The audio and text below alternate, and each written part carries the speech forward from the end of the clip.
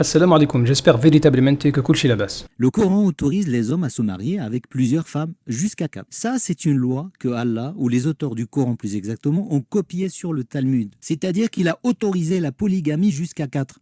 Exactement comme le Talmud. آية منقولة عن التلمود اليهودي وبالضبط هي منقولة عن التلمود البابلي. Nous avons déjà vu que cet ignorant était très fort dans la manipulation dans d'autres vidéos. Ici, nous allons démontrer, grâce à Allah Azza wa Jal, le Tout-Puissant, le seul qui mérite l'adoration, que cette personne-là, en fait, ne sait même pas de quoi parle le Talmud. Eh bien, nous avons déjà vu que l'ignorant en question, il cite d'habitude des passages hors contexte. Alors ici, il va simplement se contenter de quelques références sans même nous citer les passages en question. Commençons par le contexte de la polygamie qui existait dans la plupart des sociétés anciennes, bien avant l'islam, chez les Arabes ou non, dans la Bible ou dans le Talmud, nous voyons que la polygamie était permise. Prenons maintenant la référence citée par l'islamophobe. Talmud de Babylone, Yevamot 44a, on parle de la polygamie dans le contexte du Lévira. Prenons maintenant le Coran, Sourate 4, verset 3, on parle de la polygamie dans le contexte des orphelins. Donc déjà dès le début, le contexte il a rien à voir. Le Lévira, c'est une femme qui va perdre son mari sans avoir d'enfant. Elle devra donc épouser son beau-frère. Les orphelins, c'est plutôt une orpheline ici, une fille qui va perdre son père. Donc ici, ça n'a rien à voir. Le Lévira, d'ailleurs, n'existe pas en islam, comme nous allons le voir par la suite. Donc en fait, dans la même référence qu'il cite, il nous prouve que l'islam n'a jamais copié le Talmud, puisque le Lévira n'existe pas en islam. Bon, maintenant, quel est le nombre limité d'épouses qu'un homme peut avoir selon le Talmud? Est-ce que c'était 4, 18, 24 ou 48 ou même plus? Et lorsqu'on prend la référence citée par l'islamophobe, Talmud de Babylone, Yevamot 44a, nous voyons nulle part une interdiction de dépasser 4 femmes. C'est au contraire une recommandation, un conseil, non pas pour tout le monde, pour le savant de la Torah. Donc le Talmud ne parle pas d'une interdiction, mais d'une recommandation. Et le Talmud ne s'adresse pas à tout le monde ici, mais aux savants de la Torah. Peut-être vous voulez nous dire que le niveau des musulmans, c'est le même niveau que les savants de la Torah. Peut-être, c'est votre avis. Donc à votre avis, pourquoi l'islamophobe n'a pas cité le texte? Parce qu'il sait que ça n'a rien à voir. Ici on parle d'une recommandation. C'est le Coran qui interdit de dépasser 4, que tu sois savant ou ignorant, que tu sois roi ou ce que tu veux, tant que tu n'es pas un prophète, c'est limité à 4. Alors que le Talmud ici parle d'une recommandation et qui s'adresse qu'aux savants de la Torah. Et pour preuve, regardons un passage de la Torah, Deutéronome 17, 17, le roi ne doit pas avoir beaucoup de femmes. Le texte n'a pas dit 4 femmes, il a dit pas beaucoup. Alors beaucoup, ça veut dire quoi? Commentaire de Rashi, pas plus de 18. Rashi se base sur quoi? Il se base sur le Talmud. Prenons justement le Talmud. Que dit le Talmud sur le nombre de femmes qu'un roi peut avoir? Alors certains ont dit 18, d'autres ont dit plusieurs femmes, il n'y a pas de limite. D'autres ont dit une seule. Et on voit encore d'autres avis dans le Talmud. Il y en a qui vont te dire 24 femmes, il y en a qui vont dire 48 femmes. Donc, le Talmud n'a jamais limité à 4 le nombre de femmes.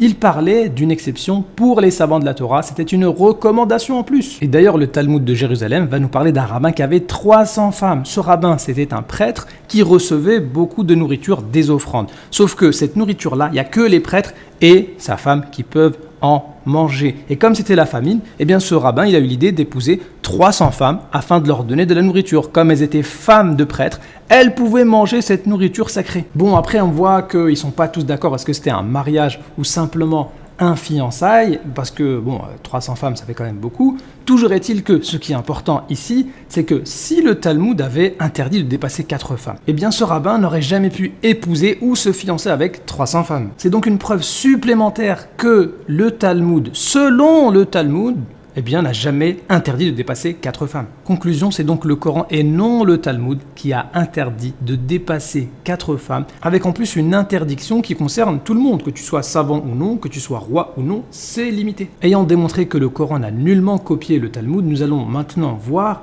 certaines différences importantes entre le Talmud ou le judaïsme et le Coran et l'islam, puisqu'on prétend que le Coran a copié le Talmud. Eh bien, regardons dans le même contexte de la femme ces différences énormes. Première différence importante, c'est le mariage avec la nièce. Dans la Torah, lorsqu'on regarde dans Lévitique chapitre 18, on voit les interdictions. Tu n'as pas le droit de te marier avec ta mère, ta sœur, la fille de ton fils, etc., ta tante, sauf que il n'y a aucune interdiction quant au fait de se marier avec sa nièce. C'est pour ça que le Talmud, nous voyons ici le même chapitre qu'il a cité l'islamophobe, recommande même de se marier avec la nièce. Et les juifs eux-mêmes le reconnaissent. Il est absolument permis de se marier avec sa nièce, etc.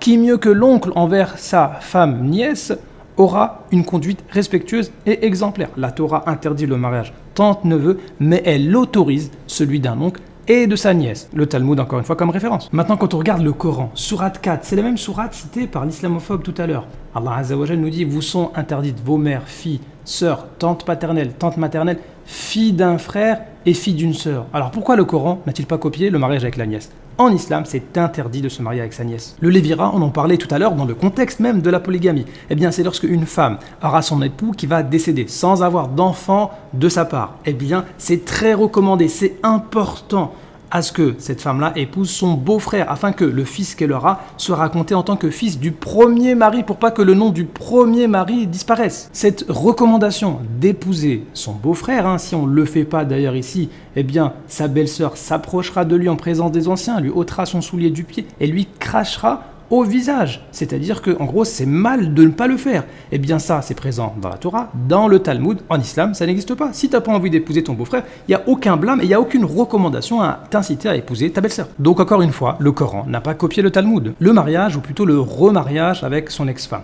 Si un homme divorce avec sa femme, et que cette femme-là va épouser un deuxième homme, s'il y a divorce après le deuxième homme, est-ce que la femme peut revenir avec le premier ? Dans la Torah et donc le Talmud, non. Dans le Coran, oui. Alors pourquoi le Coran n'a-t-il pas copié la Torah et le Talmud ? Une autre différence importante, c'est que dans la Torah ici, l'homme peut divorcer de sa femme, puis la reprendre, puis divorcer, puis la reprendre, puis divorcer, puis la reprendre. Il peut faire ça 10 fois, 20 fois, 30 fois, 50 fois, tant que la femme n'a pas épousé un autre mari. Et puis s'il veut, il ne lui écrit pas la lettre, la femme ne sait pas s'il est divorcé ou pas. Alors que dans l'islam, il ne peut pas faire ça. Il va la divorcer 3 fois, il ne peut plus la réépouser à moins qu'elle se marie avec un deuxième, puis qu'il y ait encore divorce. Donc on voit ici que ça freine énormément les abus. La période de viduité. Et d'ailleurs ça a aussi été cité par l'islamophobe, comme quoi le Coran aurait copié la période de viduité. C'est-à-dire que lorsque la femme, elle va divorcer ou que son mari va décéder, eh bien à partir de quand elle peut se remarier ? C'est ça la période de viduité. Eh bien dans le Coran on parle de 3 mois et dans le Talmud aussi on parle de 3 mois. Sauf que pas toujours, il y a de grandes différences. Dans le Talmud c'est 3 mois, même si par exemple le mari meurt, la femme doit quand même attendre 3 mois avant de se remarier. Alors que dans le Coran, la même sourate citée par l'islamophobe, eh bien, lorsque le mari meurt, la femme doit attendre combien ? 4 mois et 10 jours. Ça, c'est les mêmes sources citées par l'islamophobe. Yevamot 43a, et puis Surat al-Baqarah, c'est la sourate numéro 2. Et, encore une autre différence importante, lorsque la femme, elle est enceinte, c'est quoi sa période de viduité ? Eh bien, selon le même Talmud cité par l'islamophobe, c'est pas croyable, c'est 24 mois, 2 ans. Islamiquement, c'est quoi ? Eh bien, c'est tout simplement, lorsque la femme accouche, sa période de viduité est terminée. Donc, avec les mêmes sources citées, l'islamophobe se fait complètement réfuter. L'impureté, lorsque la femme a sa période de menstru, selon la Torah, Lévitique 15, 19 à 23, eh bien une femme sera impure 7 jours. Et si une personne touche cette femme-là, elle est impure. Et si une personne touche une chose qui a été touchée par la femme, elle est impure. Et si une personne touche une chose qui a été touchée par une chose qui a été touchée par la femme, elle est impure. C'est pour ça que dans le judaïsme, la femme en période de menstru, elle est dans son, entre guillemets, dans son monde, dans une pièce à part. Elle n'a pas le droit de rester à côté de son mari. On voit même des commentaires étonnants de la part de certains rabbins qui nous disent durant les règles, l'homme doit s'éloigner de sa femme. Il ne doit même pas lui adresser la parole. On ne doit pas marcher dans les pas d'une femme pendant sa période d'impureté. On doit s'écarter d'elle, on doit demeurer à quelques mètres d'elle et aucun homme ne peut s'asseoir à ses côtés. Elle doit rester seule à l'écart.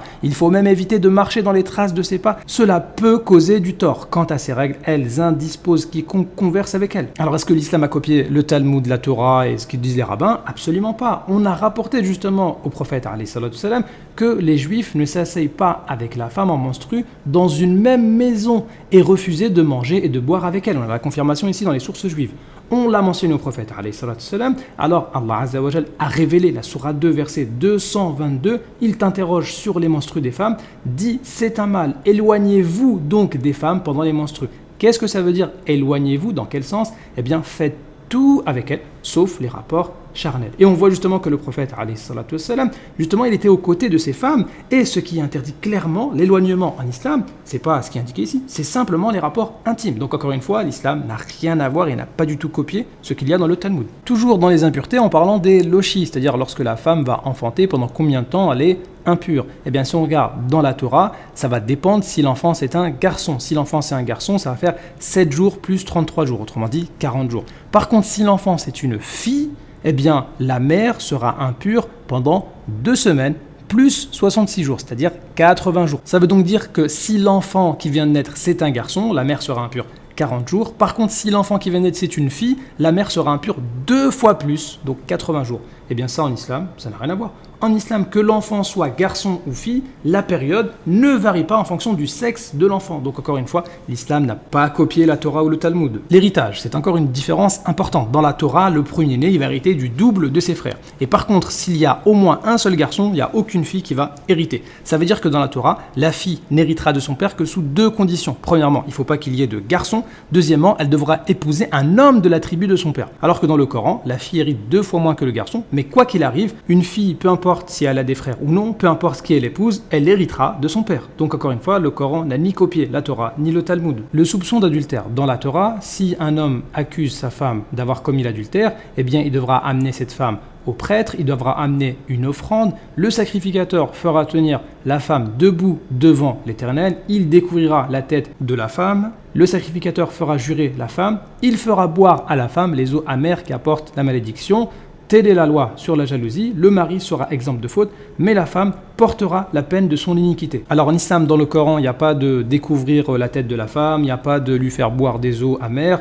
La femme, elle est accusée par le mari, donc le mari va jurer contre la femme, et la femme va jurer contre le mari, et le couple se sépare. Donc encore une fois, le Coran n'a ni copié la Torah, ni le Talmud. Le viol de la Vierge. Alors, Deutéronome 22, déjà une remarque importante, c'est que dans la Torah, et donc dans le judaïsme, lorsque un homme va coucher avec une femme, eh bien la punition, elle va dépendre de la femme. Si la femme est mariée, la punition va être différente de la femme qui n'est pas mariée. Alors que l'homme, qu'il soit marié ou non, ça ne change rien. Islamiquement, c'est différent. C'est chaque personne qui va commettre l'adultère, c'est lui qui sera puni en fonction du fait s'il a déjà été marié ou non. Ça, c'est déjà une différence importante. Mais ce qui est plus important ici, c'est le cas de la personne qui va violer une fille vierge qui n'est pas fiancée. Eh bien, quelle est sa punition ? Eh bien, il devra dédommager son père et en plus, il devra épouser sa victime sans pouvoir la divorcer. Autrement dit, c'est ça la punition. On voit dans le commentaire de la Voix de la Torah la confirmation. Si par contre il sait, donc le violeur sait qu'il sera lié à elle, qu'il ne pourra la répudier, c'est un avertissement sévère qu'on lui donne.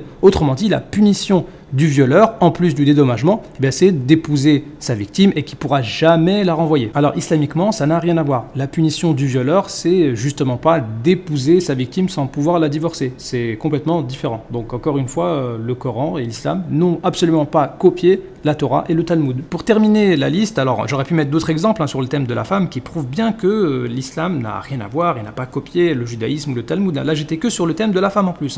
Regardons maintenant dans la Torah, Nombre chapitre 31, on voit que l'Éternel, à travers Moïse, ordonne de tuer les Madianites. Sauf que les enfants d'Israël ont laissé en vie les enfants et les femmes. Moïse, il s'irrite justement contre les chefs. Avez-vous laissé la vie à toutes ces femmes ? Puisque, en fait, ces femmes-là, c'est elles qui avaient été la cause de l'égarement des enfants d'Israël. C'est à cause de ces femmes-là que les enfants d'Israël avaient adoré d'autres dieux. Donc Moïse se met en colère, il ne faut pas laisser en vie ces femmes-là. Maintenant, tuer tout mâle parmi les petits-enfants et tuer toute femme qui a connu un homme en couchant avec lui. Autrement dit, il faut tuer tout le monde, les enfants garçons, les femmes, les hommes, il n'y a que les petites filles qui restent vivantes. Alors, on a un cas semblable dans la Sunna chez nous. Le prophète, alayhi salatu wassalam, on l'a informé qu'il y a une femme qui avait été tuée durant l'une des batailles. Le prophète, alayhi salatu wassalam, a clairement interdit de tuer les femmes et les enfants. C'est encore une preuve supplémentaire que l'islam n'a absolument pas copié le Talmud. Pour terminer, nous avons démontré que le Coran n'a nullement copié la polygamie sur le Talmud, alhamdulillah, et en plus, on a même montré des différences importantes sur le statut de la femme